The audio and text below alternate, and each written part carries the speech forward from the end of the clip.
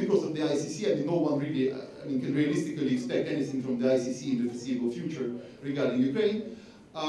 Even though I hope that the Rome Statute, as a matter of principle, will be ratified 3 years from already 2 years from now. The reason, by the way, why the constitutional change allowing to ratify the Rome Statute is another indication of how irrational things are in the country, because there is no rational explanation why a country submitting to the ad hoc jurisdiction, basically in full, of the International Criminal Court would delay the ratification. This is totally irrational and really disastrous. I can't find better words for this. So to conclude, there's plenty of issues. Many of them have been covered or will be covered in various workshops regarding Ukraine and regarding the situation in general. But I think the lessons to be drawn from this situation are much more far-reaching than just Ukraine and just this current armed conflict with the Russian Federation. Thank you very much for your attention.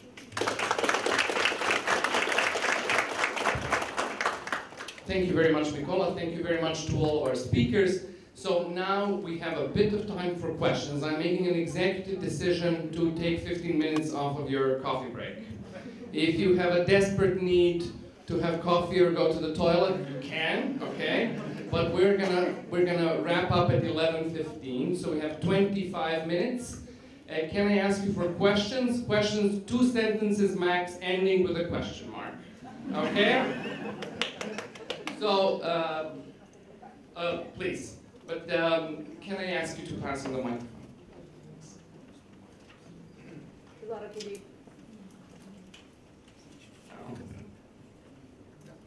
Maybe take this one. Oh, it's working. Pilar Kulieva, University of Birmingham. I've got a question for Judge Petrovich. In situations involving frozen conflicts, the court took an honorable step to set some historic wrongs right. But then it creates expectations in the states that the court will be the final arbiter, and also raises difficult issues of attribution and jurisdiction. Would you be able to comment on that, please? Thank you.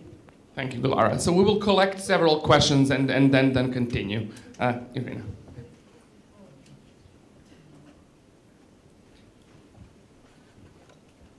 No. Yeah. Sorry.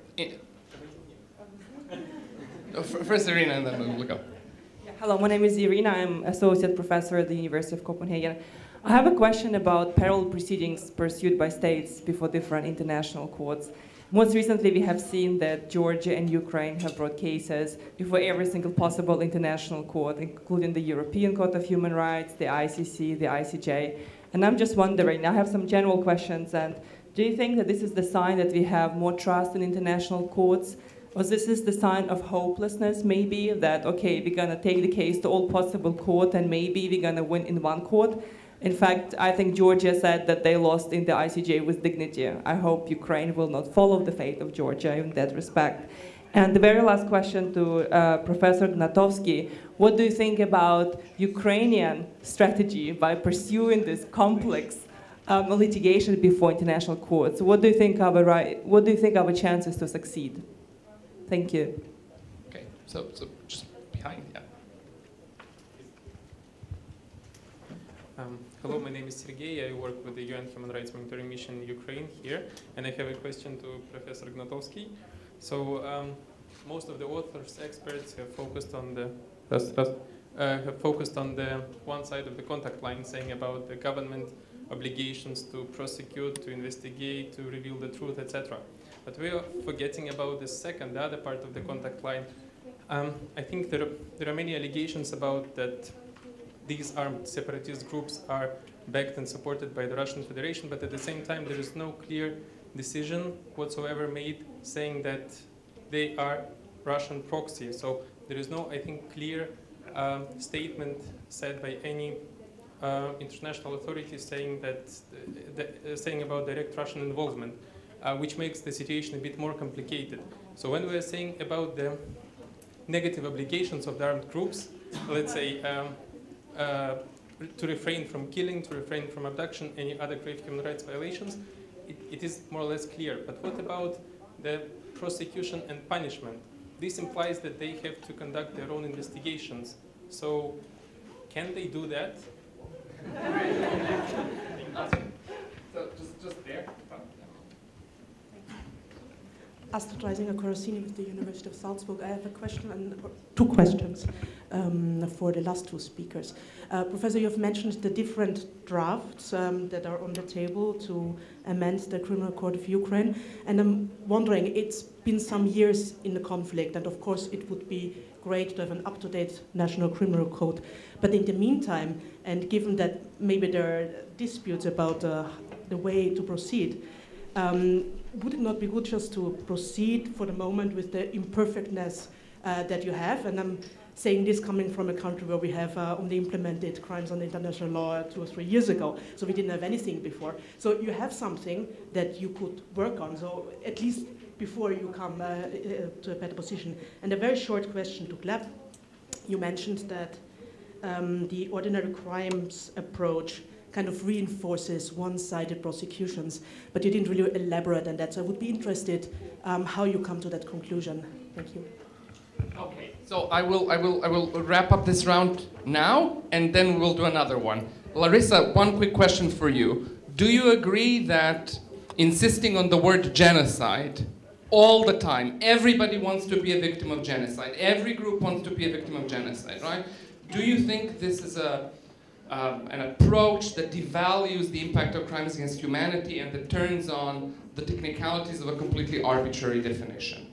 So with that, can you please start responding? So Nicola, we want to start with you. Yeah, sure. Thanks, Marco. Well, thanks a lot for the questions. Well, we'll start with Professor Marchuk's question. Well, as to the parallel proceedings and well, what is this? It started as the totally ungrounded belief in international justice as the magic solution to all problems. Because we don't have national justice, we forget about the national justice, we go to the international justice. It is gradually moving towards, I think, desperation. So it's between these two, enchantment and desperation, I would say. But now I think there is a positive sign that we are becoming rational. I mean, by we I mean the lawyers who are pursuing this. I'm not one of them, but many of them are my former students. So in a way, I can't help associating myself with them. And well, in a way, I think that the chances are moderate. I would say. I don't believe that there will be a complete failure, but I don't believe in full success either. I mean, it's really, you know, I can't be more precise, I'm afraid. But it's good to use all the fora because this is how international law. I mean, this is what international law is. The fora are extremely fragmented. The institutional fragmentation, which was also a very nice topic for theoretical discussion, is something that we are facing in practice. So Ukraine has to go to the ICJ. Ukraine has to create the arbitral tribunal under the Annex 7 to the United Nations Convention on the Law of the Sea. Ukraine has filed 5 interstate applications with the European Court of Human Rights. Sounds like an overkill, of course, but in any case, what's done is done, and so on and so forth. So the motions to the ICC, they are also, I mean, they might produce some effect in the long run. So why not? I mean, as long as the Security Council is not available, then well, what else is left? Now, as to the question of the colleague from the UN monitoring mission. Well, I mean, this absence of a clear statement from somebody, international, some kind of a Deus ex machina, coming and saying that, oh, that's actually Russia. They're not, independent actors, is something that is, is something that shouldn't prevent. Ukraine and the Russian Federation from trying to meet their international obligations. As to the obligations of non-state actors to conduct trials and so on, I don't think there are such obligations. I mean, I wouldn't expect that, and this is it's not up to them. The trials that they are conducting, they in many cases amount to war crimes, actually, also because they've instituted death penalty and so forth. So better not. So if they just stick to the negative obligations, I think that's much better. Now and the question from Professor Corazzini regarding the well, whether we should proceed with the imperfect criminal law. Yes, of course. Yeah, this is sort of being done, but the way it is being done is another story. And Professor Sayapin knows it very well. He had a very good presentation last year in Kiev on this. Well, you know which is the most frequently used article from this international chapter of the Criminal Code of Ukraine? You wouldn't believe, huh? Aggression. Okay, the crime of aggression, and people at the level of at best major are prosecuted, or even sergeants, you know, for the crime of aggression, for God's sake. So this shows that we need to fix the substantive law as soon as possible, and maybe think about some retroactive application. It's not completely out of question. You know, well, there is a famous, there's a favorite part of the European Convention of Human Rights of our former President Yushchenko, speaking of genocide, by the way, which is Article 7, Paragraph 2. Yeah, he kept referring to it, you know, because there was this futile attempt to unite the society around the crime of genocide regarding Holodomor and so on. So yes, of course, they should proceed, and believe me, the academic community are helping them as much as possible. Thank you. Thank you, Marco, for the question. Yes, I do find this focus, or maybe we can say obsession, on genocide problematic in the prevention phase. As I said, for courts, criminal courts, it's a different exercise. But it's problematic, it's not necessary in the prevention phase, and there is this implication of hierarchy lingering, and that victims of genocide are worse victims or so. I think it's very problematic. That's why we had this advice of using the terms together. I'm not in favor of using this term atrocity crime. I think you need to use legal terms because they trigger the legal obligations to prevent, but use them standardly together in the prevention phase. I must say, I think, yeah, I fully agree with this advice, but it's some kind of a donkey shot exercise. I think there's a very strong focus on genocide. I'm not sure how to turn that. And actually, after our advice, which is only advice to, you know, the Dutch government, only one state, maybe not the most powerful in the world. And after that, we will go now to a parliamentary hearing, and the parliamentarians, they have their questions. And the first question is, they still want to know, because we didn't answer that question, whether the Yazidi massacre is genocide.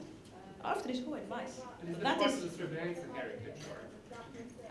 but I think it goes beyond the Netherlands. I don't think it's a Dutch. Maybe it is on the one hand that we want to show that we, but I think everyone has its own heritage. But I think it goes beyond that. There is this, and I do really think that we as lawyers have an interest in somehow fighting it, because I do think it yeah, devalues the term in a way, but it also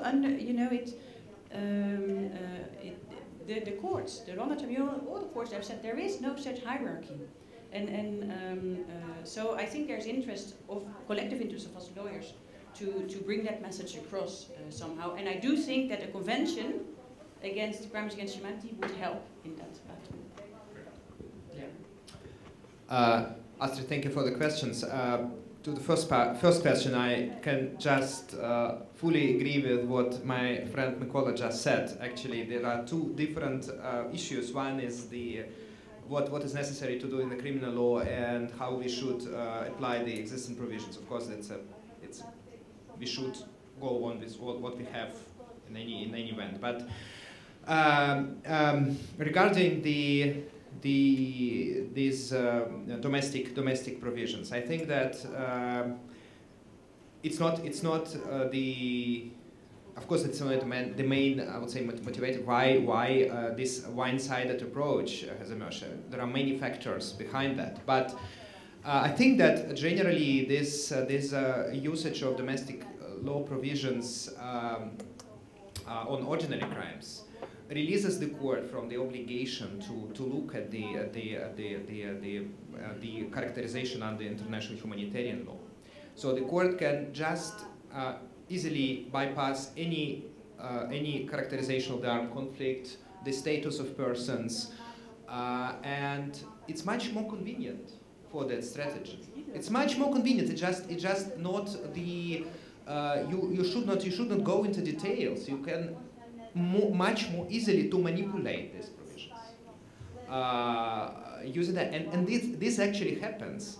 I'm not talking only about the ordinary crimes like murder type, but also, for example, about terrorism, terrorist offenses. It's a really it's a classical substitution of the IHL paradigm with the terrorism fight against terrorism paradigm. It's what's happening now, and we can see that from even this few judgments taken actually rendered by the under ordinary crime provision. So that's I didn't talk about that. It's the main reason why the prosecution are one-sided. I think that it's just reinforced. It just helps this approach. That's probably answers your concern. Well, I would like actually to address these issues because when I'm listening to the discussion here, it's like a flashback going 20 years back, you know, in relation to the conflict in former Yugoslavia. And I was in a very similar position as you. I remember I was hired by an American law firm to participate as a lawyer in front of the ICTY, defending the main politician, Croatian politician in Bosnia, who was the head of the HDZ party. And I didn't have a clue about international criminal law, you know, and humanitarian law. When I had to learn about that at the course, although I was, you know, like the best student at the law school, this was the only part in all my education, in any of the books in front of the, you know, when I was studying, that I completely skipped. Because I thought, what the hell, why I should read that at that time? This is such a distant past, it could never occur. And then I'm sitting on the train and I am going to one conference in Vienna together with a guy who is now ambassador in Strasbourg in the name of Croatia, and he was just finishing his studies in Stockholm. And I told him, you know what, I'm hired. And he said, oh, I know excellent book that you have to read and that will really very fast put you into the international criminal law. And that's how I started. And that's how actually at the beginning, the whole former Yugoslavia, you know, it's in completely the same situation. And the ICTY came, and I think ICTY was really, and you know, it's one thing to talk about the effects and the perception by the public. But it's the other thing to talk about what was the real influence of the ICTY on the ground in many different aspects. And it was great, you know, that's what I could tell. It was great in so many respects. And you are missing that, actually, because ICC is much more distant than the ICTY was, or ICTR. So I think it's the whole exercise through which we went, it's very important. One of the issues that we have faced as a society was the criminal code. And it was a question asked by the ICTY when we were fighting back home, that they could relinquish the cases to us. And then the main issue was, you don't have crimes against humanity. And I was asked by the government, you know, to develop, you know, why and how they can relinquish to us.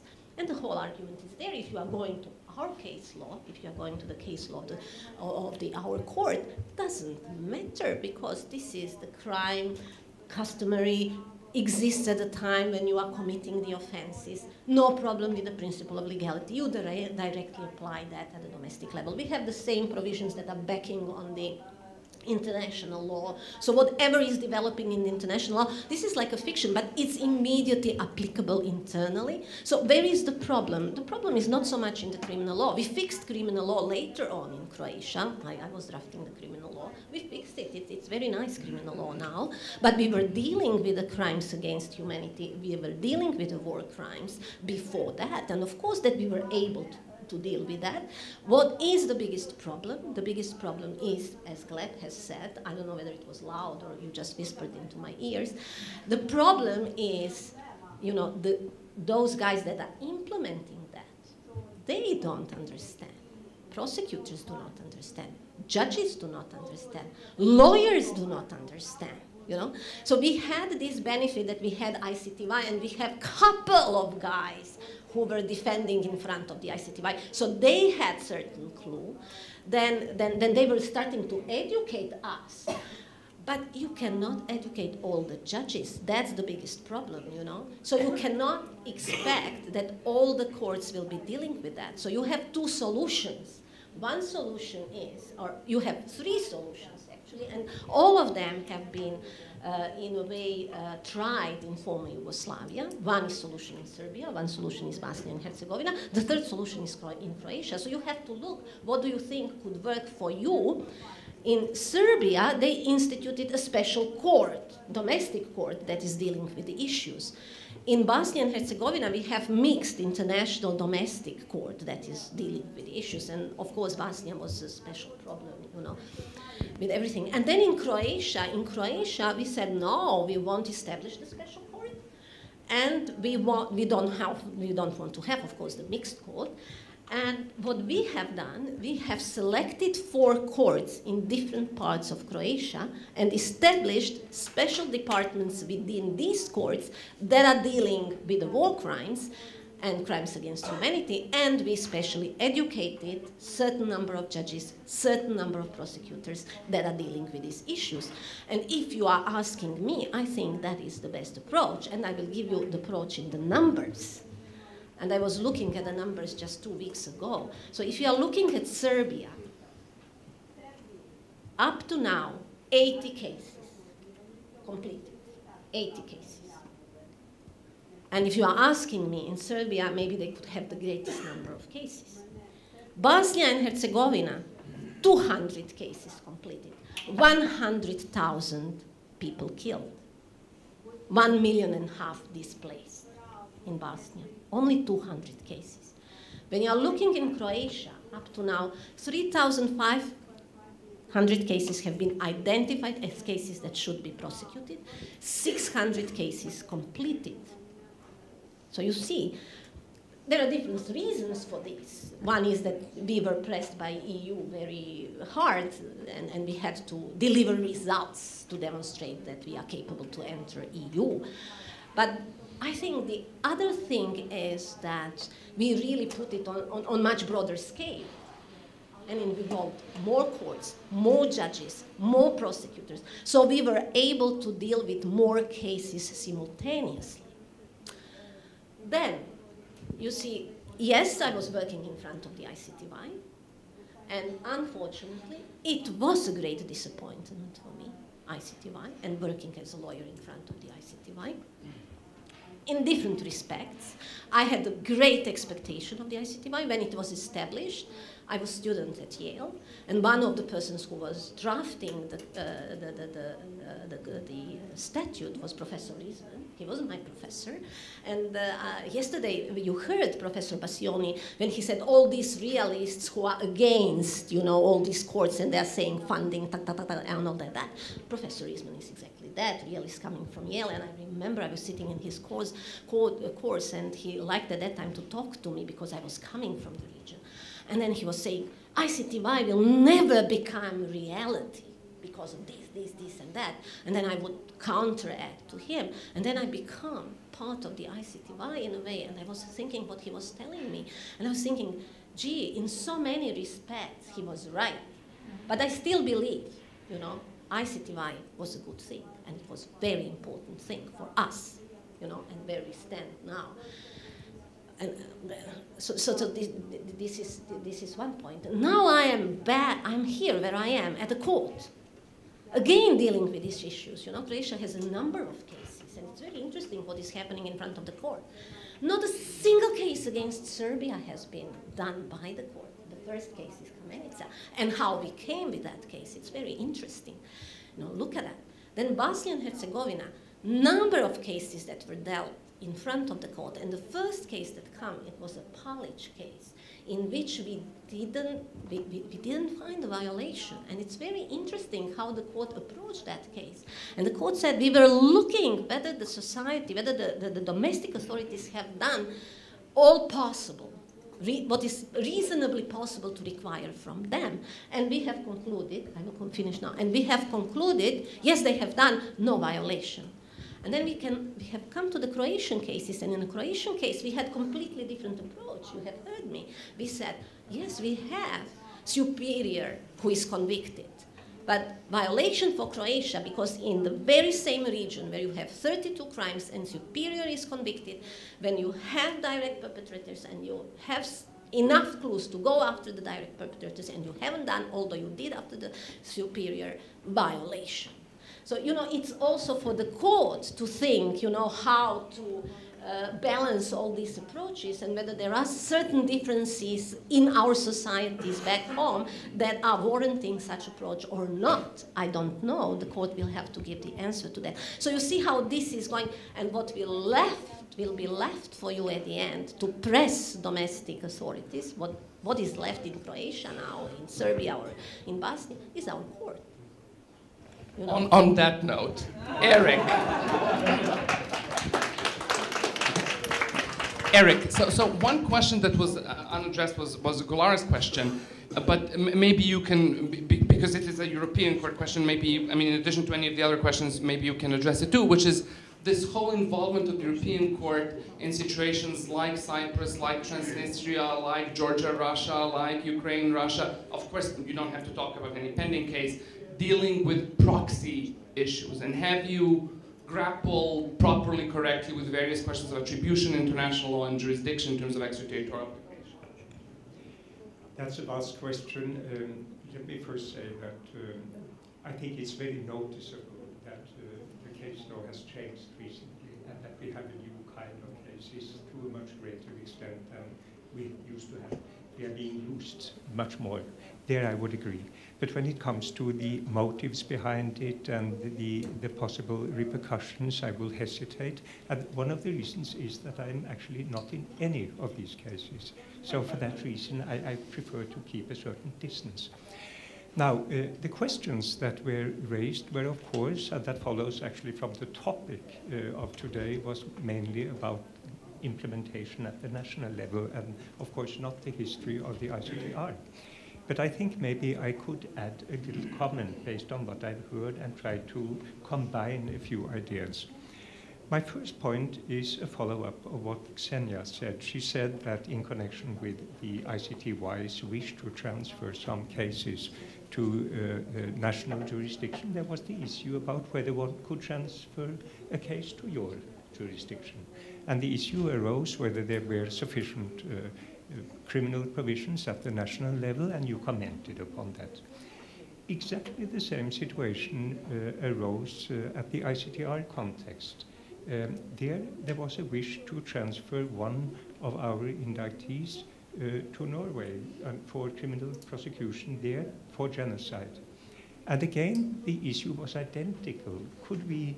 And of course, Norway was more than willing because they wanted to make a contribution and to reduce the workload of the ICTR. So they declared their willingness, just like the Dutch did later in the same case, by the way, but without success. What happened in that case was, strangely enough, that one of our trial chambers said that, and I'm not saying strangely enough in terms of law, but the kind of ironic situation that here you have a country that wants to contribute, and then the transfer chamber says, but you only have normal provisions. You only have ordinary criminal provisions. You don't have genocide and crimes against humanity as separate offenses. That's not enough, said the ICTR chamber. Sorry, we can't accept this. And that was the first part of the story. Now comes the second part of the story. 3 years later, I was back and I was sitting in the Supreme Court. Now there was an ICTY person who had been indicted. Meanwhile, we are in the midst of the situation here, namely the implementation of new international rules. We had ratified the ICC. We had implemented all the provisions. And here I take Professor van Herik's point. Parliament had been very willing and had agreed with the Ministry of Justice that, of course, this was not a matter of retroactivity. This was okay, so they could use it. And then it came to the Supreme Court. And by all kind of coincidences, I happened to be the first voting judge. And what the majority, of which I formed part, found was that, unfortunately, it was unconstitutional. I'm not saying that that is the ideal situation. Each country can interpret its constitution the way it wants. So I'm not advocating any contaminating effect. Let me stress this. But what my point is actually one of the arguments that I used there in that opinion was that when we had a situation where the ICTR previously had said that this was two totally different situations, ordinary legislation and these serious crimes, when that was the view of the international community, it would be difficult to disregard that and say that there was not really unconstitutional or constitutional compliant retroactivity. So, coming back, national implementation is surely complicated, even if we have the best of intentions. Point one, and point two, it's strange to see how the circle is closed. The ICTR had an impact on the domestic interpretation of the domestic ICC provisions and the Norwegian constitution. Thank you. Fascinating. Thank you, Eric. And let's please thank all our panelists. Sorry, no second round of questions. There's just coffee.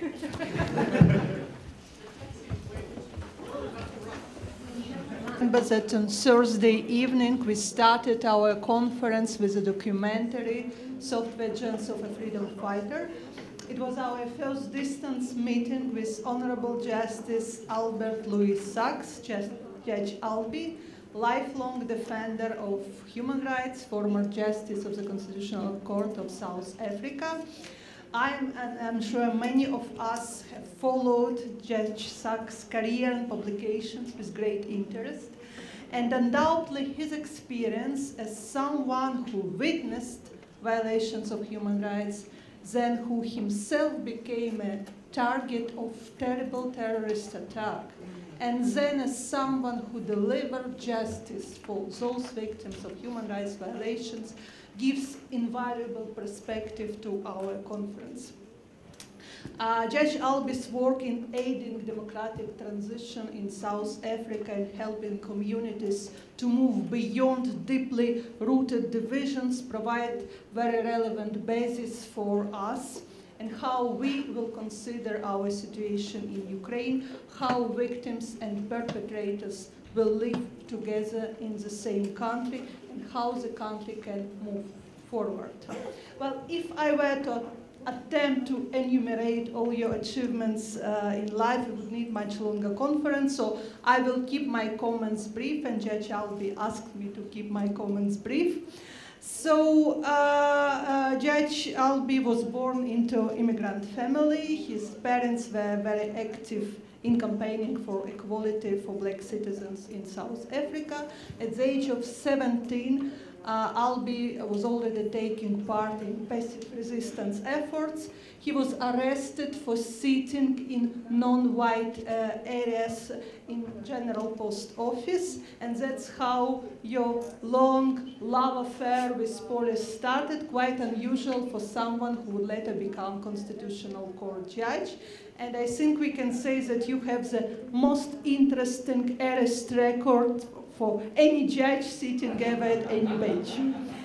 At the age of 21, Albee was called to the bar, and he defended many clients accused of anti-apartheid activities, many of whom were facing death penalty, and as a result, you were yourself victim of some kind of harassment from the state, which included being kept in solitary confinement for months, and also with a sleep deprivation. And eventually, Judge Albee went into exile to England and then to Mozambique, where he had a distinguished career as a lawyer, as academic, as author.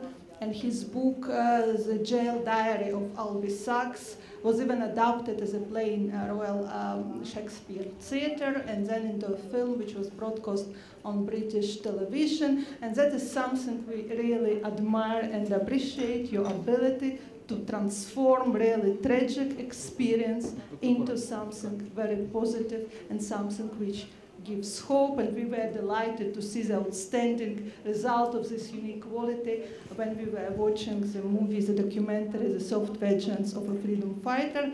And actually, what can be more inspiring for us today than to learn from experience of a freedom fighter and a victim of terrible terrorist attack to wish nothing more than rule of law for his enemies. And we know that you made your vision a reality. In 1990, Judge Albee returned to South Africa and he became a key architect of a new constitutional order in post-apartheid South Africa. And it was not the end of the story. In his capacity of constitutional court judge, he contributed to landmark judgments of the court concerning very important issues like abolishment of death penalty, like legal recognition of same-sex marriages, like positive duty of the state to provide medication for HIV pregnant women. Since retiring from the court in 2009, Judge Albee continued to speak about human rights, about transitional justice, and we are immensely grateful that he had agreed to travel so long way to be with us today and to share his vision, his wisdom, and his experience. Ladies and gentlemen, I give floor to Judge Albee. Thank you.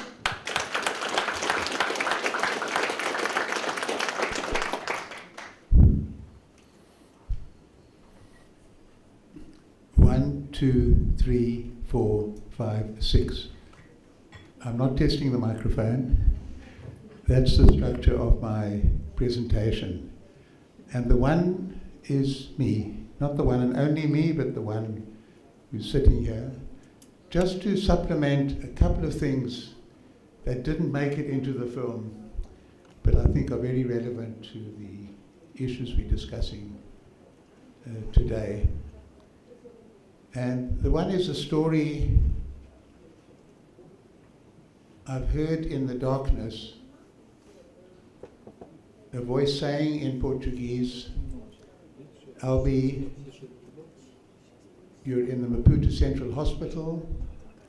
This is Eva Garrido speaking to you. Your arm is in lamentable condition. You must face the future with courage. And I say to the darkness what happened, and a woman's voice said, it was a car bomb. And I faint back into obscurity, but with a sense of joy. That moment every freedom fighter is waiting for. Will they come for me? If they come for me, will I be brave? Will I get through? They'd come for me, they tried to kill me, and I'd survived, and I felt that sense of joy. Some time passes, I'm lying on my back, I can't see anything, and I'm feeling very light. And I tell myself a joke. And the joke is about Jaime Cohen, who like me is a Jew. He falls off the bus and he does that. And someone says, Jaime, I didn't know you were Catholic. He says, what do you mean Catholic? Spectacles, testicles, wallet, and watch. And I started with testicles. I've tried my whole life to be macho, I failed. But I had my 15 minutes of fame in the ANC camps. The first thing Comrade Albee did was reach for his balls. Seemed to be okay. Wallet. My heart, if that's damaged, that's serious, seemed to be okay. Spectacles, my head, if there's brain damage, that's serious. There was a crater there, but it seemed to be okay. And watch, and I've lost an arm. I've only lost an arm. And I had that sense of joy again. And I remember saying to myself, I joke, therefore I am. And I faint back into the darkness. A week later, I'm transported to London. I'm traveling first class for the first time in my life, but I'm unconscious. I can't even enjoy it. I'm in the London hospital, and I'm feeling strong, buoyant. I've only lost an arm. But I would wake up at maybe 4 in the morning. The painkillers have worn off. I'm feeling very alone, a little bit sorry for myself. And I would sing a song to myself. And I'm very secular. As a child, I fought for the right not to pretend a belief that I didn't have. If I did, I felt that would be disrespectful to me, but also disrespectful to God if God exists. But the song I'm singing is what used to be called the Negro spiritual. It's me, oh Lord, standing in the need of prayer. It's me, oh Lord, standing in the need of prayer. It's not my brother nor my sister, but it's me, oh Lord, standing in the need of prayer. And I'd go, not my uncle nor my auntie, not my daddy or my mommy, but it's me, oh Lord. Feeling a little bit sorry for myself, and then I'd fall asleep again. Wake up, the nurses would come, and I'd be quite cheerful during the day. And it was after I'd been maybe 2 or 3 weeks in that hospital that I got the note in a letter. The older people remember letters with a stamp that you would lick and put on the letter. And I'm opening it with my one hand. And the letter says, "Don't worry, Comrade Albie, we will avenge you." Avenge me? We're going to cut off the arm, we're going to blind in one eye. Is that the country we are fighting for? But if we get freedom, if we get democracy, if we get the rule of law, that will be my soft vengeance. Roses and lilies will grow out of my arm. I wanted the filmmakers to include that phrase, but it didn't fit in. Roses and lilies will grow out of my arm. And a few weeks afterwards, I heard, have you heard? They've caught one of the bombers in Mozambique. And I say to myself, if he is put on trial, and if the evidence does not prove beyond reasonable doubt that he is guilty, and he is acquitted, that will be my soft vengeance. Because then you are living under the rule of law. And that's more important than that one rascal goes to jail. So that theme of soft vengeance became the theme of my book, describing that experience. And in a sense, the theme of my life, and to some extent, the theme of South Africa, and the theme of my presentation today.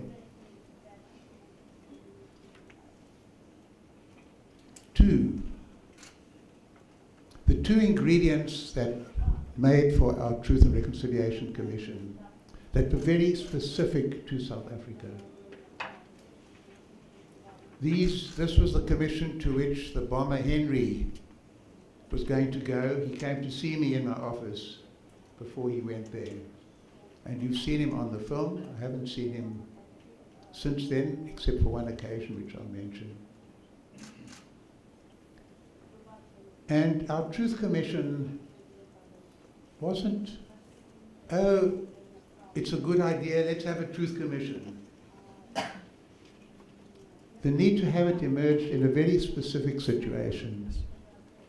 The National Executive Committee of the African National Congress, headed by Nelson Mandela, of which I was a member at that stage, was having a very intense, very passionate meeting. We had signed the new constitution, the interim constitution, to enable us to have elections, to get a parliament which would draft the final constitution in keeping with principles agreed to in advance, with the Constitutional Court to ensure that those principles were agreed to. And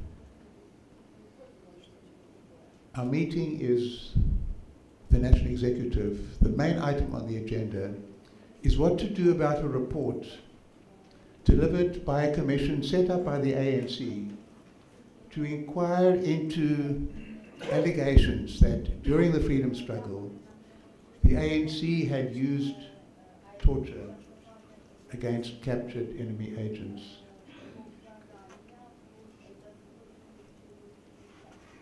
And the commission reported, interviewed people who had been tortured, as they said, and said there was very strong prima facie evidence the ANC had used torture in the course of the struggle. And I might mention, during the struggle, we had actually, because of those reports, transformed our whole security with a code of conduct, probably the most important legal document I've drafted in my life, and I've worked on our constitution, I've written judgments for our court, but this is probably like a Bill of Rights for a liberation movement in a revolutionary struggle. We don't use torture. We have controls over how to deal with ANC members who violate the standards and norms of the organization, and with enemy agents who are sent to destroy us, to kill us, to destroy our organization. We don't take our morality from the enemy. We have our own morality, and it's a morality of freedom fighters. And freedom and justice must exist in our own hearts if we are fighting for freedom. That was our attitude there. But now we're in New South Africa. It's changing. And the debate was very, very intense. They recommend we take appropriate action against those responsible for the use of torture in our camps. And some of us say we set up the commission, we must follow through. Others say it's not fair. The ANC guards were young people who had left school and university to go out to fight for freedom. They'd never been trained in police methods. Why pick on them? Conditions were very difficult in Angola, where the camps were, a country in civil war. Why pick on them? And others said, torture is torture. We must take a stand. We must declare where we are. And then somebody stood up and said, what would my mother say? And we often use the figure of my mother in our debates. My mother would be an African, black African woman with maybe only 3 or 4 years of schooling, not very knowledgeable about the world, but with a strong sense of right and wrong. And he said, my mother would say there's something strange about this process. The ANC is quite correctly examining its failures, but where is the balance? The regime, the oppressors, have been killing us and torturing us for centuries. Now we are only looking at our own failures and not the context of the violations against us. And then Professor Kader Asmal, Professor of International Law, living in exile at Trinity College in Dublin, stood up and said, comrades, what we need is a truth commission. Not just the organization looking at its failures, but a truth commission set up by the new democratically chosen government of South Africa to examine all violations on all sides. And we knew straight away that was the answer. That issue of how you deal with torture, you can't decide it on a show of hands. 54 as against 36 motion passed. It's a moral, philosophical question of who you are. And we knew straight away that was the answer. I fly to London afterwards to explain to a body, it was called the Catholic Institute of International Relations, had given us a lot of support about our new constitution. They put me up in a very modest hotel. I might mention, as negotiations advanced, our accommodation got better. Now I'm back to my grassroots accommodation, and that's relevant because there was no fax machine in the hotel. And I'm going to sleep at night, and there's a knock on the door. Sorry to disturb you. A very important message has come from ANC headquarters. Please can you attend to it urgently? And I read it, and it says, there's a crisis in South Africa. The generals, the security officers from the old regime, are saying that they had been promised by President de Klerk that there would be amnesty for them in democratic South Africa. And it's not in the Constitution. They're not threatening a coup. They say we have protected the democratic process. We are willing to protect the elections. We know there are people who are going to try and bomb the elections. We will risk our lives to protect the elections. But it's too much to ask us to protect the Constitution and we go to jail afterwards. Especially when the political leaders themselves are not going to go to jail. We're not going to have a coup, we're simply going to leave the country. And there's an indication, I think it was from Mandela himself, it wasn't signed, that there was some sympathy, feeling that de Klerk had not been honest with them. So I turn over the piece of paper and I write on the back, can we connect amnesty with the Truth Commission? We cannot have a blanket amnesty. We cannot ignore that terrible pain of tens and tens of thousands of people, the tortures, the assassination. But we can consider if the people who did these things come forward one by one and acknowledge what they've done, then there can be amnesty. Now I mention this to say that got incorporated into our Constitution. The idea that there could be an amnesty under conditions to be created by the new democratic parliament. And it's on that basis that we set up the TRC, Truth and Reconciliation Commission. I think it's the only Truth Commission, there have been something like 25 or 30 in the world, that has linked amnesty to individual acknowledgement of responsibility. It's either been blanket amnesty or attempted prosecutions that have usually failed, not gone very well. So it's a uniquely South African product that emerged from our unique South African situation. It wasn't lawyers coming up with a brilliant idea, it was a response to our particular needs. So that's 2. 3, the structure of our Truth Commission was tripartite, 3 sections. It was important to separate them out. The one section, which was headed by Archbishop Desmond Tutu, who presided over the whole proceedings, was simply to hear the truth from people who had suffered. It traveled around the country. Something like 20,000 people wrote in, 10,000 people were heard. It was so important that the truth come out, stories be told, that those who'd suffered the pain were able to tell their stories to the nation. The second was the amnesty section. We had 2 judges and some lay people. And the criteria were largely the criteria drawn from international law in terms of granting asylum to people who have been accused of treason, political violence in the different countries, with some adaptations. That was in a sense the most sensational one, because now it was the security officials coming forward and telling their stories, and the nation seeing it and hearing those stories, an acknowledgement of violations. But it also required the ANC to come forward and acknowledge the violations that we'd been responsible for. It's maybe 90–95% the regime, but it was so important that it be across the board.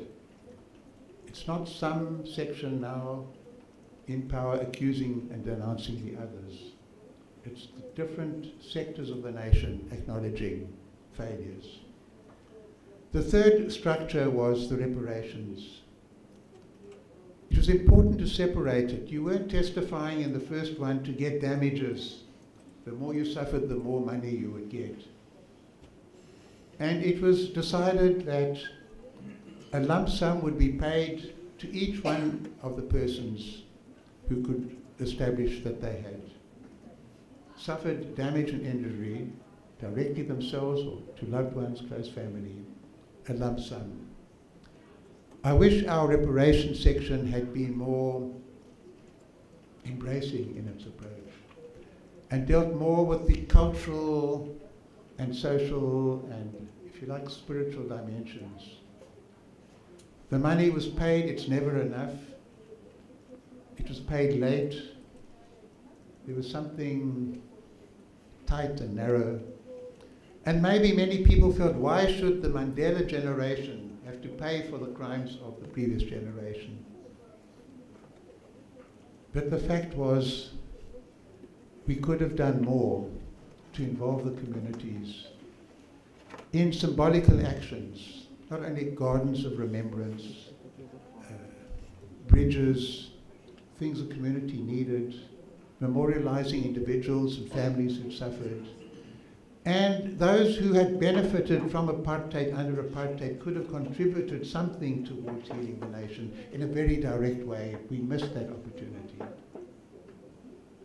Nevertheless, the Truth Commission completed its work, and that brings me to the theme of the four kinds of truth.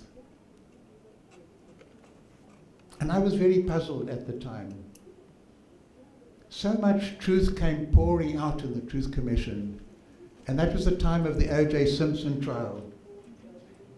It was a bit like the Pistorius trial that we've had more recently. And I'm thinking, why does truth come out in the Truth Commission that we believe in, and we have a long criminal trial with all the procedures, and who knows at the end? Was he guilty, wasn't he guilty? Did Oscar Pistorius know it was Riva, or did he truly believe it was an intruder? And at the end, you don't know. The judge made one finding that most of the public don't accept, you don't know.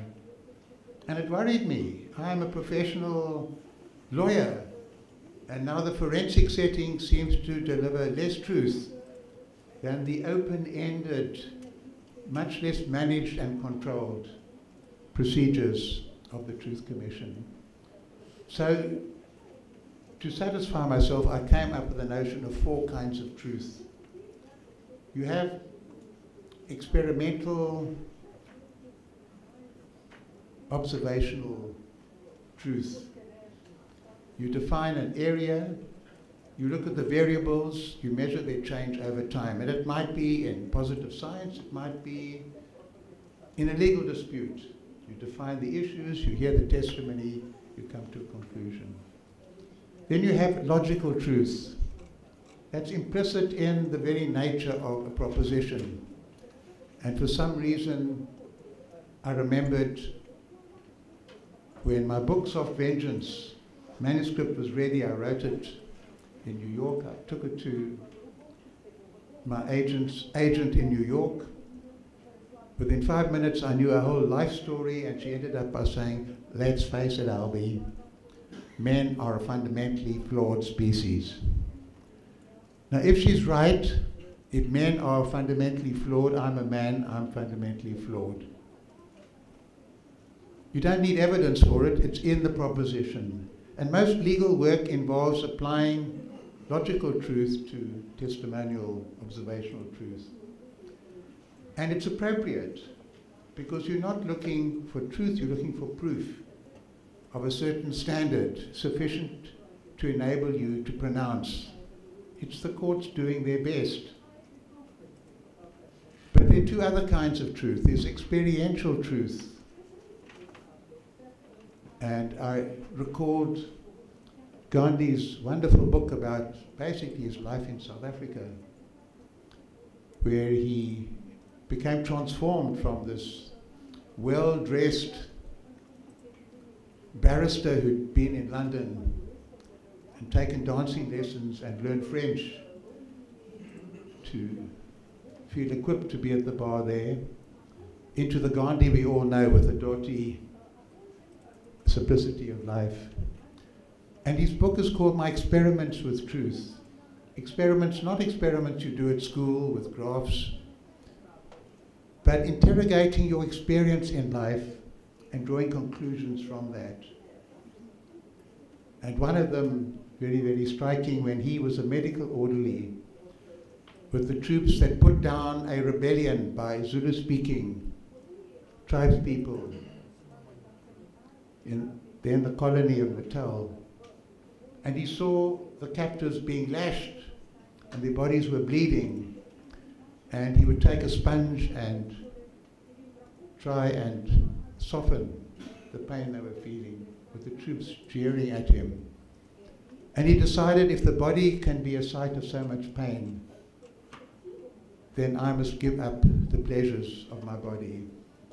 And that was what triggered him into giving up sexual activity. I might say he didn't consult his wife in making that decision, but he didn't start with a theory and then end up with a practice. He was interrogating what had happened to him and drawing conclusions from that. And for most of us, experiential truth is what guides us in our decisions, in our daily activity. And the power of our Truth Commission was experiential, phenomenological, hearing the stories, feeling the emotion of it, the connecting with the people. And then finally you have the fourth kind of truth I call dialogical truth. It's the notion I'd first heard of somebody, it's like a shorthand report of a shorthand report of Habermas, which I've never read, but it just seemed to register. We got a country through dialogue. And the dialogical truth is the interaction of all the different kinds of truth, experimental, observational, logical, experiential, a dialogical truth which never ends. And that was the strength of our Truth Commission. It's not the report, it's the experience of a Truth Commission in our country, opening up, hearing the voices, dealing with the pain of the past, and interrogating how could these things happen, what can we do to prevent them from happening in the future. That created the strength of our Truth Commission. So now I could relax as a judge. I'm not behaving dishonorably in our forensic search for truth. The 5 achievements of our Truth Commission. I might say it's contested. There are many people say, how can you allow killers to walk free in the country? But overwhelmingly, I have no doubt that it played an enormous role in our country. And the first aspect, the achievement, was beginning to get a common history for our country. We can have equal rights for everybody, new democratic parliament, votes for everybody, one country. But if we come into our democracy with totally different histories and stories, the divisions of the past will continue, and they can even wreck the democratic process. We had to get acknowledgement by the nation. These terrible, horrible things happened. And for the black population, they experienced it, they knew it. It was their neighbors, their communities. That was part and parcel, not something they read about, they knew it. And for many whites, oh, it's just a few bad apples, these things happened, not so bad, it's propaganda. 2 different narratives of our past. We can't get democracy. And now this is undeniable. And it's undeniable because the very torturers and killers have come forward and told the story. The incentive being that will now free them from prosecution and give them a certain dignity to come to terms with the cruel past and to become full human beings. Number 2, no scope for denialism. It's there. We heard it from all sides. Denialism is tragic because it prevents those who are doing the denying from coming to terms, but also those whose pain is denied feel aggrieved, and it goes on from parent to child to grandchild to great-great-grandchild. It can go on forever. Then, as one American professor put it, what our Truth Commission did, it converted knowledge into acknowledgement. We knew these things had happened. There were statistics, there were data, there was information. But acknowledgement means incorporating the information into your worldview, into your sense of morality. Where was I? What were we doing? It's a huge breakthrough. And it was that very phenomenological character, experiential character of our Truth Commission. It's not the report. People don't read the report. It's actually a brilliant report. No one reads it, but everybody remembers seeing on television when Sergeant Benzine, who'd had the power of life and death, he's asked by one of the persons whom he tortured, show us how you used the waterboard method. And the sack is put over the head of an orderly, it's not wet, he's leaning on it, and Sergeant Benzine gets up and he's crying. He's crying because he's ashamed, he's defeated, he's acknowledging. The man who had power of life and death is crying, he's showing a human emotion. We all remember that because we saw it. These things must never happen again. And it reached into the nation. I might say that if I had been followed, we wouldn't have had that. I was advising the people creating the Truth Commission to listen to those responsible for the violations in private. I thought we would never get the information otherwise. Civil society in South Africa were not happy with the Truth Commission, and many are still not happy. Thou shalt punish is rule number 1. Thou shalt go to jail is rule number 2. But they said, at least if you're going to have it, at least let it be in public. And it turned out that was the crucial element, ingredient. It was in public. We saw it, the tears, the voices, the lamentations, the different languages, the use of interpreters. It was so important that all the voices of the nation be heard.